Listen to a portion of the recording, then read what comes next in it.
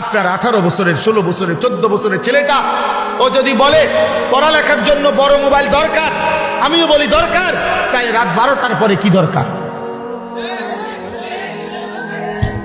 আপনি বলেন মিয়া, আপনি বইয়া বইয়া সিরা খান, আপনি বৈশা বৈশা চা দোয়ানে, আপনারও খেচ্ছত খারাপ, আপনিও মিয়া চা দোয়ানে টেলিভিশন চান, এই জন্য আপনার সন্তানও মোবাইলের মধ্যে নর্তকী দেখেন।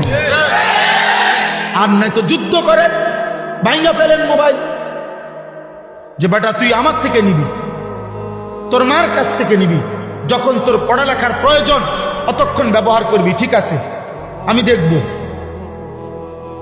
আমি দেখব। মা বাবার কঠোর নজরদারি না হলে সন্তান গড়বে কিভাবে? আল্লাহ আমাদেরকে হেফাজত করে। আর সর্বশেষ কথা হলো, আমাদের তো আখিরাত আছে। প্রিয় ছেলেরা, বাবারা, কিশোর নওজোয়ান, তোমাদের খবর যদি কেউ নাও নেয়, তা আখিরাত আছে না? তো সেখানে কি করবা? সেখানে কি করবা?